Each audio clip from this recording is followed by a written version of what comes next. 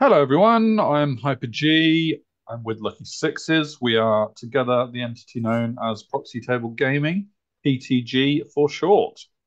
Yo, yo, yo. Hey there. Hey there. I thought you were going to go, because I said for short, I thought you were going to go For for sure. But sure. yeah, you didn't quite go in that direction. Okay, it's all right. Maybe we'll do that next time. But anyway, yeah. So we're here for an old world battle report, We are, because that's what we do. At least half of our week we do that, and at quite least. a recent battle we had actually, isn't it? This one. It is, yeah, It's not a not quick it's turnaround. hot off the table behind me. It is. And Yeah. yeah, we a bit different as well. So we decided to go for Tomb Kings versus Bretonnia. They were just the ones that came up in our next. We've done all right to get round to. I mean, we've had 10 Yeah. armies on the channel Yeah. Yeah. in 12 battles, which is pretty good. Absolutely. Right? Yeah. Really cool. And these are actually the starting set people that get Yeah, they are. joining The us, first time we aren't they? did So that. Yeah, yeah, we should have started with this really. probably. But yeah, so we've sort of recently been looking at things that we can do to expand other than just bat reps, which of course we'll always be doing. But we decided to do a bit of a different scenario today. It's still in the book, so all legit, as they Yeah. say. But yeah, we've got something planned, which we'll tell you about at the end of the video. So stick We around to will. then. Oh Um, yeah. but this was a tester for that, really, from that point of It view. was. However, the armies didn't change too much in things, still 2,000 points, and Yeah. Tomb Kings were first. Yes. With myself. Um, This is my third battle with Tomb Kings actually, Ooh. and as per the last battle report, I went with like a combination which I just can't see anyone ever not wanting to take, if I'm being honest. But and that being the dragon with Royal the herald on Herald. a chariot standing Yeah. next to him, giving him wounds, etc. But we won't reiterate that because this is all about discovery in our PTG world of Mm. the old world. And so I decided to go with something completely different. And this was actually a mortuary priests list from the Yeah, from the Arcane Journal. journal. Yeah. Yeah. So if you are looking at it and thinking, well, some of that isn't legal, that's because you're possibly looking at the wrong composition list. Well, maybe you're not. Maybe it is still illegal. I don't know. Yeah, So yeah. I wouldn't- tell me if it is. It's on you. Is that yeah, exactly, yeah. So this could still be wrong anyway. Yeah. But yeah, so that's why it might look a bit funny. But I've gone with um, a high priest level 4 necromancy as the general. And in fact, he wasn't the general. It was the arch necrotect was the general. Oh, No, that isn't. No, no, you're right. You are right. The high it's priest was the your fault. general. Yeah, and it has to be the general because of the mortuary list. Goodness Yes. sake, I'm already throwing myself into knots. Kazarak's canopy is is just a weird item. Basically, just summon a unit of skeletons, and that comes Sure. up as quite an important phase of the battle. So It I won't does. talk too much Yeah, about really that important. now. Yeah. I also put Cloak of the Dunes on him because he is sitting in a rather squishy unit of 18 skeleton warriors, alongside a mortuary priest who can be a BSB in this mortuary priest list, which is really cool. You don't usually get Yeah. wizards who are BSBs, or not always. So, the Sigil of Centuries, I don't remember what that is. I might do in a bit. And the Scarab Brute just means that he can beneath the sands within 18 inches rather than 12. It's really cool. Then I have an Arch Necrotect who is unique to the Arcane Journal. He's got the Reavering the Ruin. We all know what that does. Bit of extra fireballing. Um, in core, some units you wouldn't normally find in core. Mm. Two Necro Serpents, which are again unique to the Arcane Journal. They're basically like the Necropolis Knights, but they don't have the riders on. They're just the serpents. And they're starting off in ambush, or yeah, in beneath the sands. There's the bunker unit of Scouts Warriors, just with shields, all the goodness stripped out of them. They haven't got command models. A tiny unit of Tomb Swarms for a very specific purpose. A big unit of a Shabti in core. Yeah, man. What? Yeah, man. With great bows. The great bows are really quite good, especially because they're always hitting on fours because they don't suffer Yeah, minuses, crazy. The which is ballistic skill's higher really than nice. normal stuff, isn't it? So really Yeah, good. yeah, really, really nice. Then into special, we've got 6 Shabti. They're with ritual blades instead, which are very high strength, basically. Then I got a Necrolith Colossus, which I can't help but feel isn't as good as a Necrosphinx. I mean, it's cheaper for one, so arguably it's not meant to be better. So yeah, but only by like 35 points, and I'm just still like, yeah, but I'll give him a go. I'll give him a go. And he's got quite a cool little rule where if he does wounds, he keeps on attacking. So that's quite nice if you charge. Then I got 2 Tomb Scorpions, and yes, I know I've played them a lot already, but technically this composition list has to choose 2 Scorpions. So what a shame I've got to use the really good Scorpions. What a shame. But in this list, one of them's ambushing, and the other one's not. And they've got a Casket of Souls, which I thought I'd try out, which is really, really cool. Really topical for Tomb Kings. And yeah, we'll see how that goes. Yeah. That's me. Similarly, I went from something from the Arcane Journal, and it was the but it's not the type of list. So I'm still from the fantasy Forces of Fantasy. Normal is what they're called. Book. So, but the thing I have poached from the Arcane Journal is the Green Knight, one of my favourites of all time. The Green Knight dude. It captures my imagination very much so. So he was the first one in, and then kind of I guess the theme for this one is Pegasuses. So we had Pegasi. one of them, Pegasi, in the first battle with them, which is it's only the second battle actually with Bretonnia on the channel. So I wanted to try them out, and then went for bigger units of mounted Knights of the Realm in core. Really, and it's not all that flashy. It's not all that things, but the Pegasi, including the Duke on a Royal Pegasus, all have 360 arc line of sight, which is insane. Just on paper, it looks so good. So that's what we're trying out. And in reality, we'll see. We'll see. Yeah. Here comes the interesting bit. Yes, so like we said, we tried something different. We tried out the Heroic Last Stand. Now, this is because we have got thoughts of campaign narratives in mind, and we wanted to try out some of the ambushing mechanics from the book. And this is in the rule book. This is technically, if you wanted to go letter by letter, it is the third of 3 battles. I think in the narrative campaign, in a narrative campaign, if you want to go use their narrative. But this is one of the scenarios of the ambushes basically, and there is that central area is a deployment zone.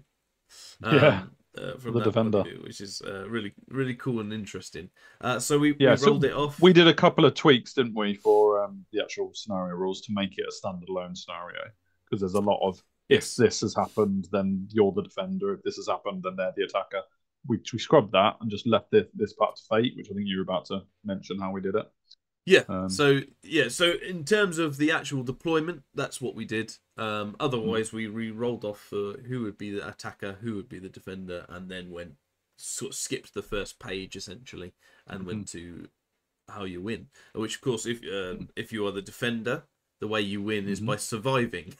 So which automatically gives you in the head that it's probably weighted against you from that point of view.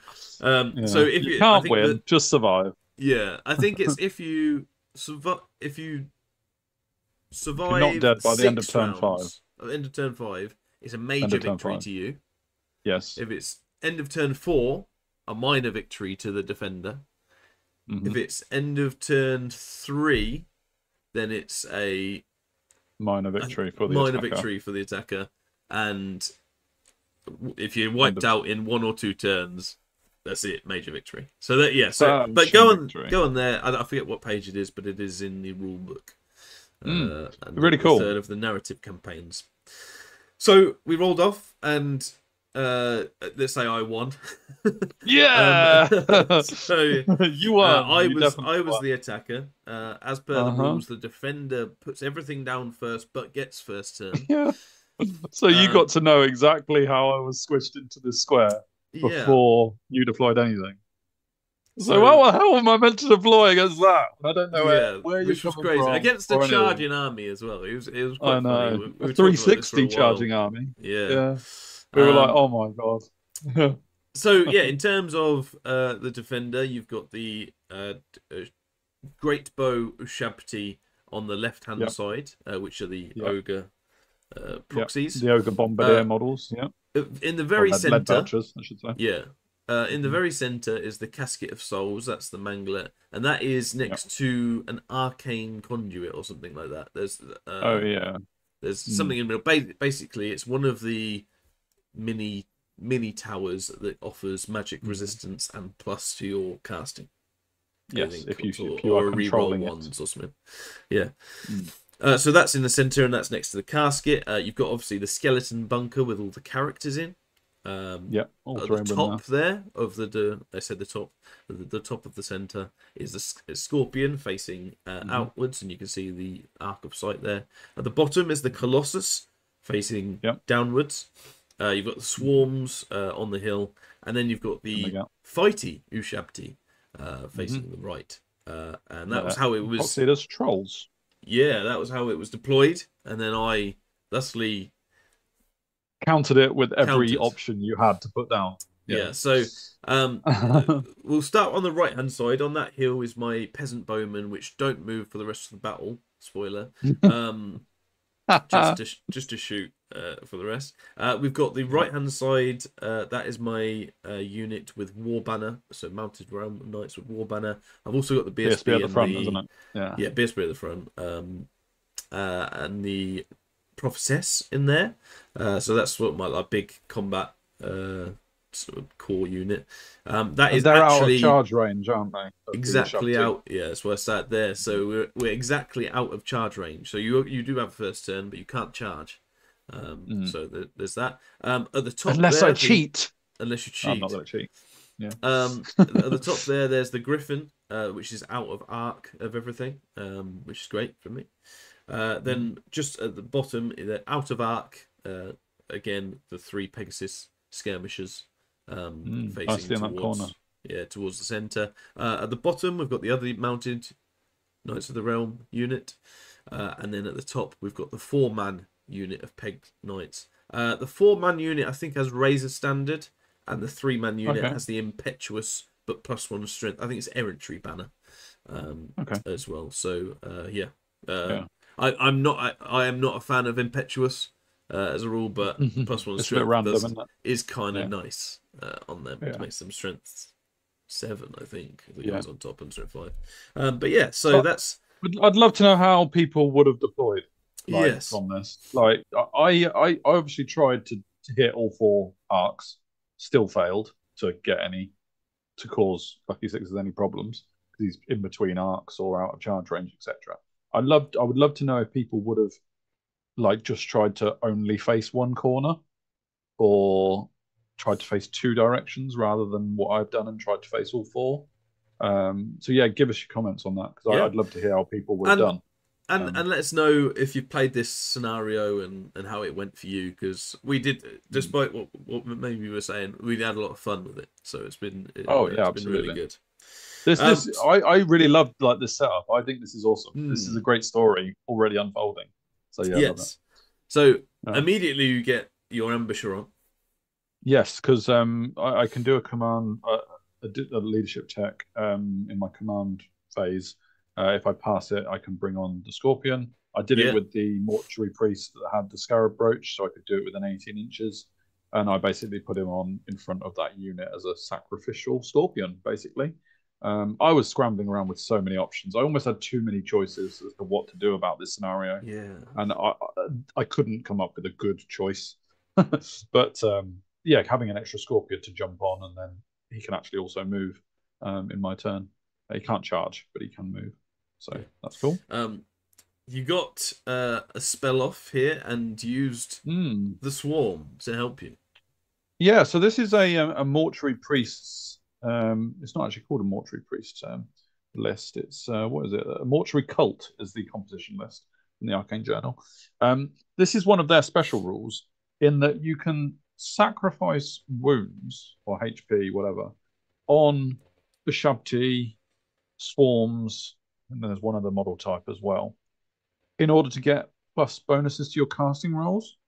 So I was like, well, obviously out of them, I'm not going to take wounds off of Shabti unless I need to. So I'll throw in this unit of swarms. And I absolutely started rinsing those swarms for everything they were worth, because you can get up to +3 casting bonus for taking 3 wounds off. And also, you've got the capability of potentially growing back swarms with the Arise roll. So, yeah, I started going through these swarms really, really quickly. You were surprised, actually, how quickly you did. Yeah. And also the casket, they're dying quickly. I'm down to 1. So you see the swarms there this time round. There's how many wounds in each? Is it 5? 5 wounds apiece. So you've done 10 wounds, 10 wounds there. And with 4 spells, and this is pretty your much first turn. So you're like, I need more swarms. Yeah, but it also meant because of the Casket of Souls, I was also getting +1 to cast from that as well, and I was also re-rolling 1s because I was controlling that monolith in the middle, the arcane conduit or whatever we're calling it. And as a result of like being +1 a level 4 caster, in some cases I was +8 to cast. It's crazy. And re-rolling 1s. Good. So you can see all the spells I got off. I got 3 spells off on the Pegasus unit. So and I mean, I'm within 24 as well. This is I'm there. I'm able right to dispel, but I'm not able to dispel. no, exactly. So really cool bit of synergy going on, even if I was still jam in the middle and probably about to get screwed. But one thing that I did do was I used that funny item, the Kazapaps something or other, to bring a unit of skeletons up. And I rolled quite a high roll on my 2d6 and ended up getting 12 skeletons, which is really cool. And then came the point, much as has been a common factor with the old world, where we start desperately reading the rules to find out what on earth this means. And this one, we didn't find anywhere that says they can't charge on the turn they come up. So we were like desperate to try and find some wording that says they couldn't. Yeah, because like if you come up from it might be there beneath the sands, it says you can't charge. But this item never says you come up as though beneath the sands. So there's no mention of what they can do. So, again, it might be there, but we just couldn't find it. So if you know otherwise, or even if we just played it right, that's sometimes. Oh yeah, that's good too. Yeah. If you could let us know in the comments now whether or not this is right, and whether or not they can charge, and because of they could charge and stop my charging, because counter charge is not against standard infantry. Correct, which we found out at that moment. Which we find out at the moment. Because I actually had a moment. Oh yeah, they can counter charge when I declared the charge, and you counter charge, and I was like, damn, yeah, he's still going to get his lance bonuses because I wasn't trying to actually kill this unit. I was just trying to stop it for your next turn by throwing in skeletons and hopefully not dying. And immediately, as you said, counter charge, I was like, yeah, I should have moved up and chaffed you. But then we realised counter charge couldn't be done. I was like, okay, yeah, so I'll be in combat and see what we can do. I'll hold you up for a turn. But yeah, that's fine. It seemed like too good a rule not to utilise. Yeah, exactly. But if you can prove us wrong, we will be glad to hear where it says. Yeah. Cool. So and they get in as well. They roll high. Yeah, they needed a 4 up, didn't they? They needed a 4 up, 4 on one of the dice, and they did it. So good lads. Over here, you move your doodad. I cast Spectral Steed on my level 2 mortuary priest, and that meant he could teleport effectively or spectrally steed his way over to what I hoped was an area of safety, and we'll leave it at that. Because then I think I follow up with a further Toke of the Dunes move for my actual level 4 High Priest. He jumps out of the skeleton unit as well, and I sort of like do a bit of fanning out from the center. I wasn't really sure what I was going with in terms of overall strategy, but I moved the Scorpion that I raised in front of the cavalry unit. I don't know what they call it. BSB's unit, the Mounted Knights of the Realm. Yeah. I worked out what the item was that I forgot earlier, and I promptly got rid of it. The Sigil of Centuries was actually a magic standard on the BSB, and that meant I could choose a unit to inflict -1 initiative. Sure. I think. Oh no, yeah, but this isn't that. The Arch Necrotect was giving a plus D3 initiative to a unit within 6 inches, or something or other, or to within his command range, I think it was. So that's the 1 dice you see on the Scorpion. I rolled a 1 on the D3. So the Scorpion's got a 1 initiative bonus to his thingy. Which I was hoping if I'd have got a 3, I might have actually been able to attack before On the the first, Knights did. And but a 1 killing isn't blowed quite enough. a certain character. Oh, yeah. Yeah, exactly, yeah. Elsewhere, I moved the other Scorpion sort of like into no man's land just to try and tempt your Duke into charging that way rather than at my skeleton block, because I was very aware of how vulnerable my skeletons were. Not so much now I'd got the characters out, because the idea was get the abandoned ship, basically. Yeah. The Ashabti with the great bows moved to look at the Pegasus, because I was like, well, if I can clear that corner and then turn around, I've kind of got a bit of a battle line. It was the idea. The other Ashabti held their ground on the center area, ready for whatever's going to charge in. And the Necrolis Colossus just went over to back up the skeletons in case I could then charge again in my turn 2. And yeah, that's kind of what I was going with. Over here, they just continue to get pelted. Although I do 666 dispel, or double you 6, did. sorry, dispel fireball, which I was very happy with. Yes, you did. Yeah, I don't know why we put 3 6s there. Yeah. No, you did roll 3 6s, wasn't it? What was it on?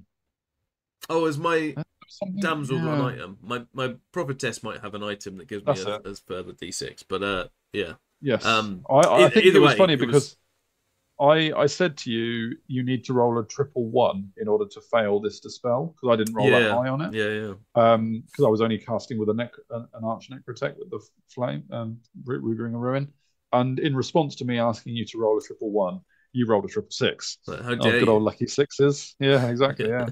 But I did the other missile and then the Ushabti missile. Yeah, was it Light of Death? Great bows. Ushabti. From the casket.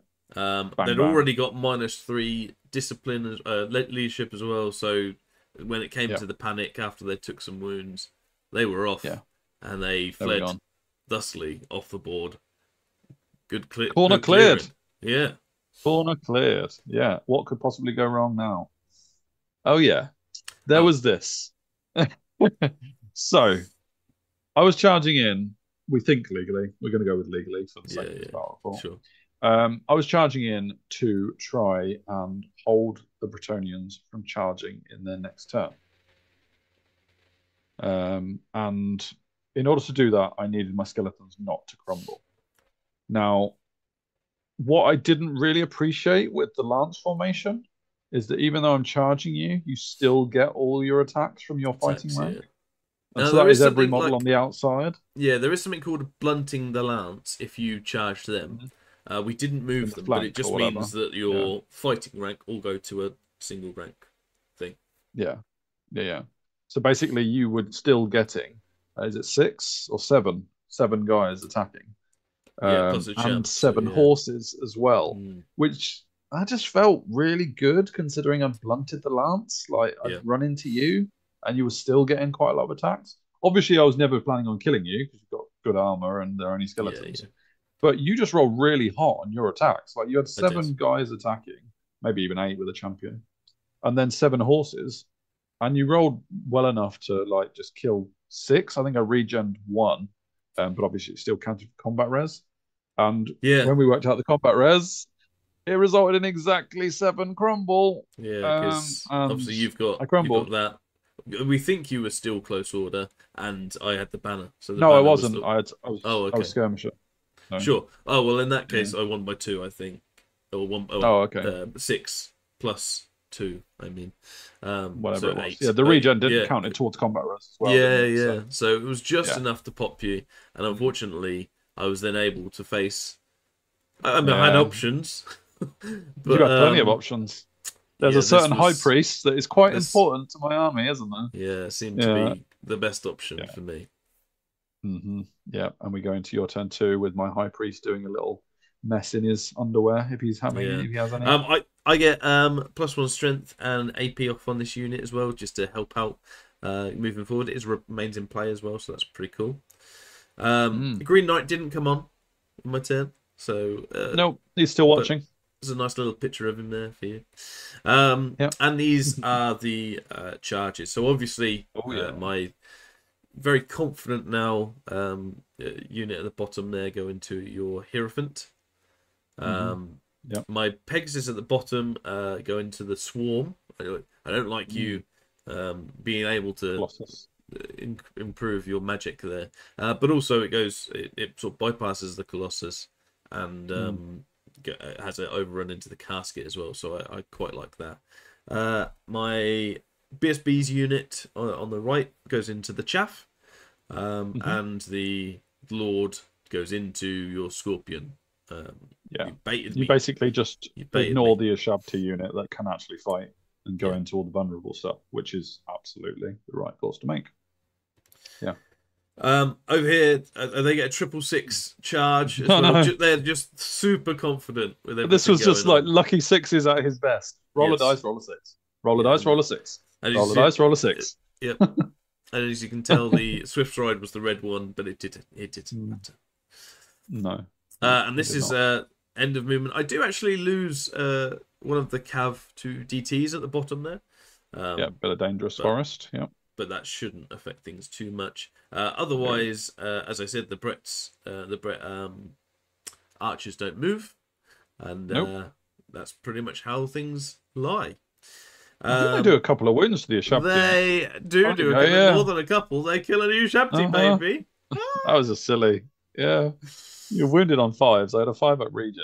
It was just like, what is going on? You were hitting on fives, wounding on fives, 5-up regen. You did 3 wounds with like 10 shots. Like, what is going on? Maybe because they were proxied as elves, thing, didn't they? Like, yeah. Well, that was actually an English thing, but yeah, I know what you mean. It was to the French, so it's to the French. Yeah, sure. It was, yeah. Which is why they cut off the fingers. But yeah. Yes. Anyway. Yeah. So over here, I only do 2 wounds. I actually do 4. You regen 2 of them, but of course, there's nothing coming back at me, and crumble is a thing. And that's how we roll here, Mr. Hierophant. Dying to the crumble in the end. It was funny because I was like actually really delighted that I'd survived the combat. Yeah. Because I was like, I've got a chance of surviving if I can just not die in the fight. And then it was like, oh yeah, Tomb King's crumble. Yeah. So I was like -9 on the combat res. It was like that was close. Silly. Yeah. It wasn't that, but you know. But yeah, and I overrun into the back of the Great Bow Ushabti. There, this also happens, and I go into the Casket Souls, and this happens over here.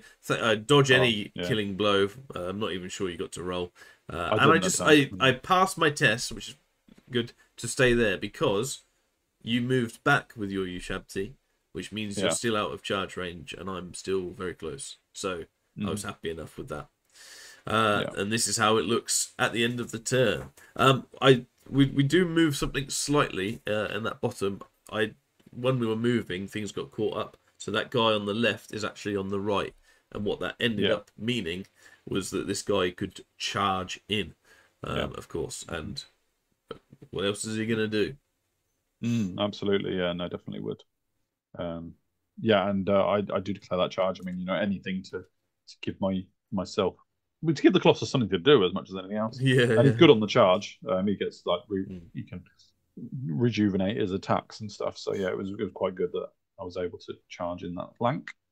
I don't think that blunted the lance. We didn't play that it blunted the lance, but I don't think it could because you charged as well. 2 people. We don't know about how that worked exactly. Yeah, we definitely ignored it, and they got their lances for the Shabtis anyway.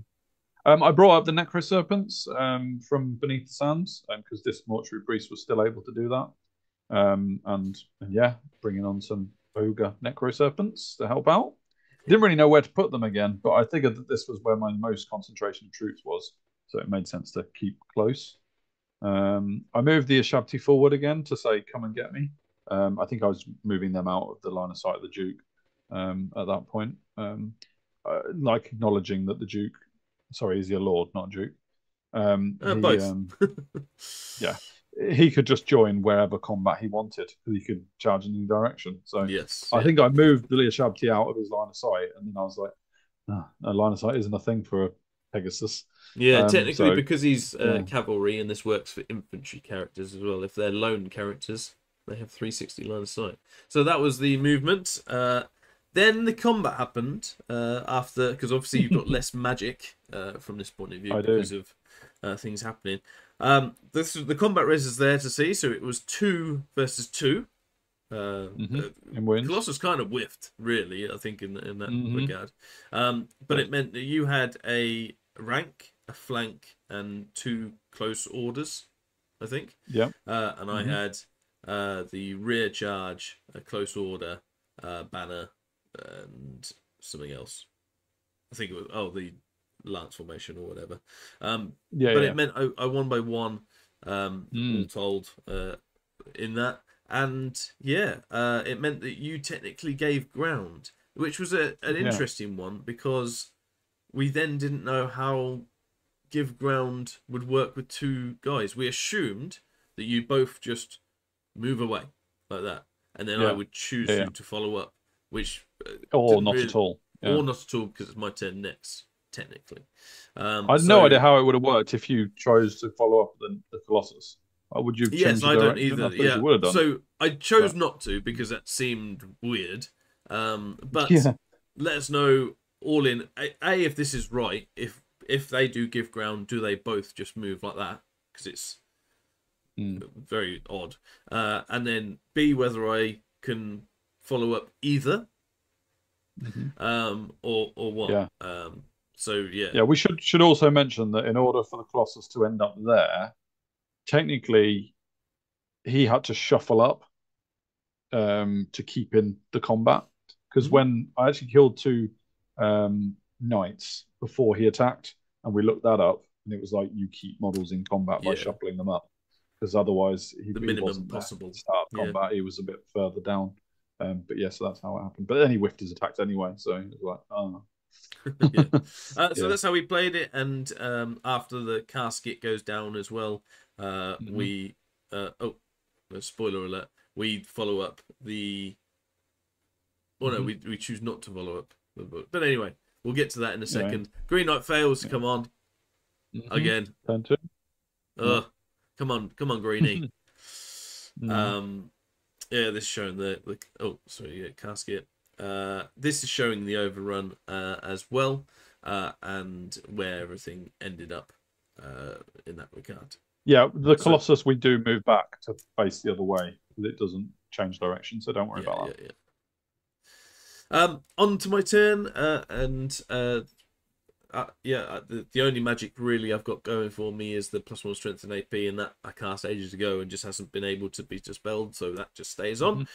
So we go full on into the Abshabti here, and this is where it ends up. I haven't got much to move, only the bows, and they like to stay where they are. We crack on. In the movement is just as you see it. These guys with the pegs, because the pegs actually offer quite a lot of attacks going into it. That's so good. Do a bunch of Ushabti, and I think this is after Crumble as well. I've lost my regen, I should say, as well. Yes, part of my high priest dying.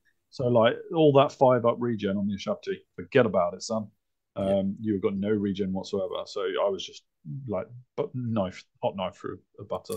Yes. There, So really. So this happened, and obviously after the crumble, you just give ground again.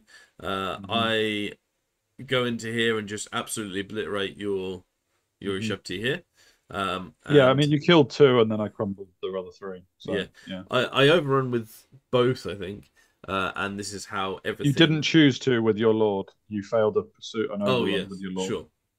Who ends up there? But again, the 360 matters not. Well, the guys on the left, I chose not to follow up, even though it wasn't my turn. This was mainly so to limit what you could charge, really. And there was a little talk, and I was like, "Oh, well, if I flee from this, what can I do?" And we had a little chat about that. But essentially, the Mounted Knights of the Realm, as confident and as well have done, are now sacrificial lambs for the lady. Yeah, because those necro serpents are looming. Yeah, and another reason was that I thought, well, the Ushabti are facing that way. Like, it's very, like, even if they do rally or whatever, well, they have rallied, but they're facing that way to start off They with, never fled, so that but yeah. not a threat in terms of charging. So yeah, Yeah. crumble happens a little bit. Not too bad though. I was running quite well on my crumbled rolls. I lost Yeah. 3 skeletons, but I think this is the second time I've crumbled because I crumbled once at the Hierophant went down, and then at the start of my turn. This is the start of my turn 3 crumble. So yeah, it was not too bad. Could have been Not too worse. bad. I declared a charge with the Necro Serpents because that's I've got to get them in. They are only the serpents rather than the knights, but it's something. Yep. And yeah, the Colossus goes into the rear as well. I imagine this would have been blunting the lance, but I don't know.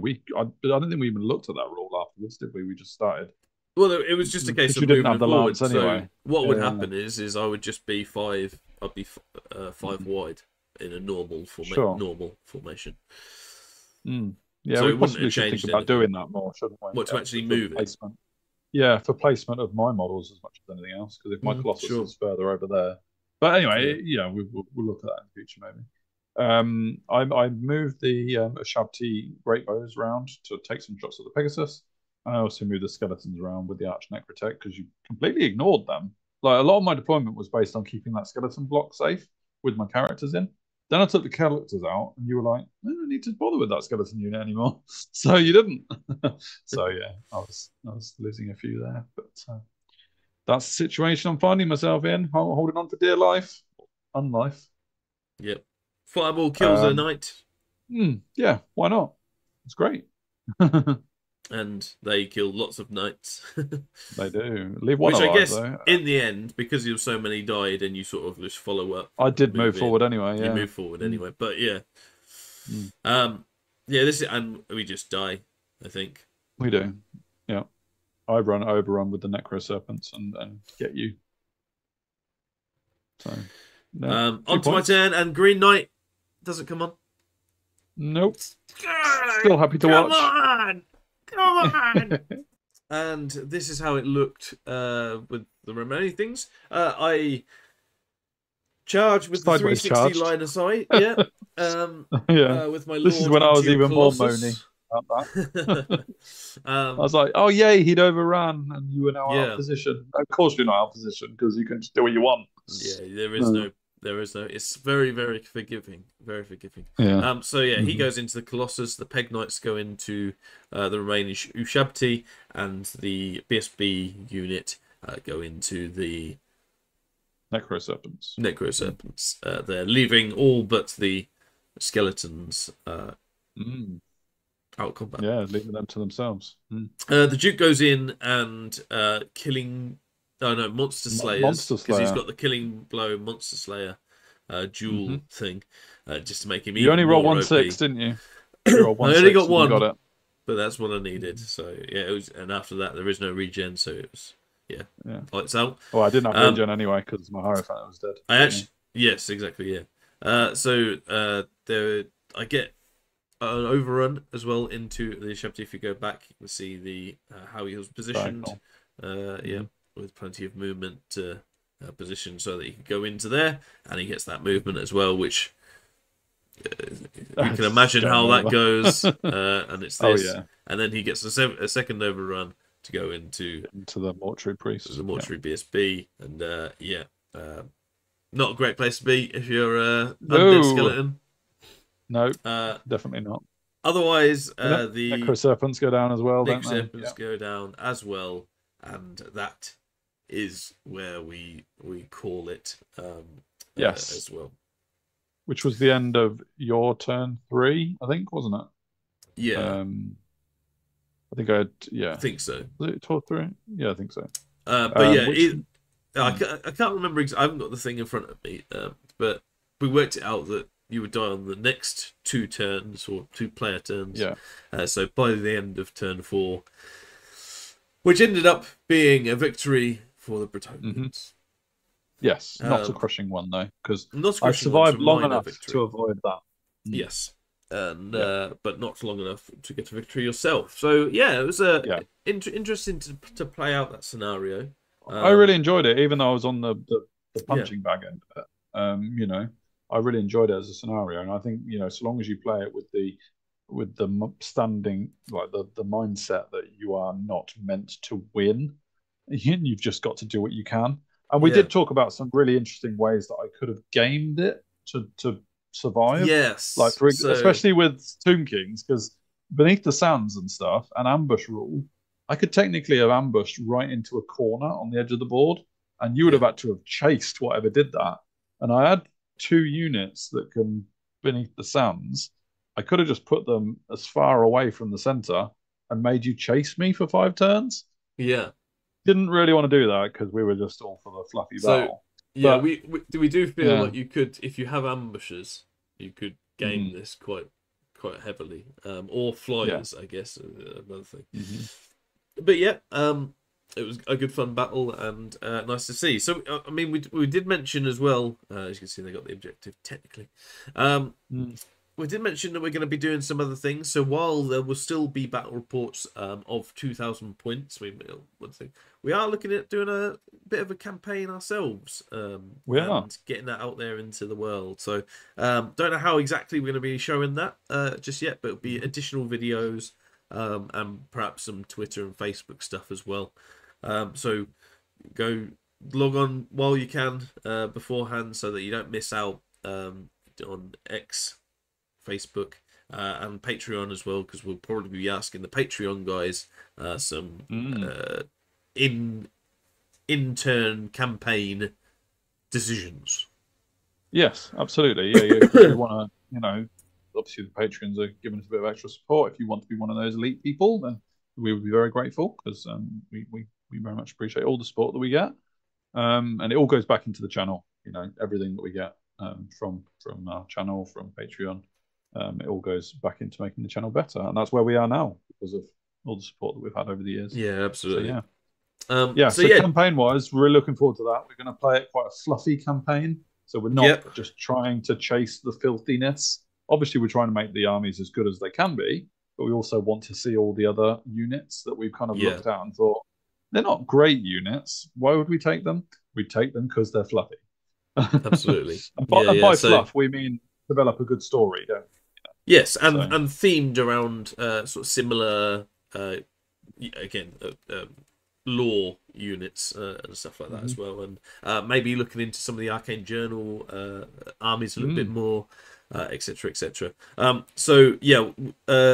Within that campaign, we will still be bringing out some battle reports, regular that you're seeing. So this sort of format won't change. But we will be introducing some new formats and new videos as well. Maybe some shorts.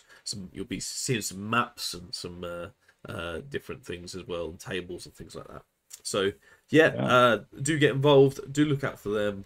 But otherwise, thank you very much for watching, and all those comments and all the rules. Very much helpful. Yeah, definitely. And in advance. And otherwise. Thank you very much, and we will see you later.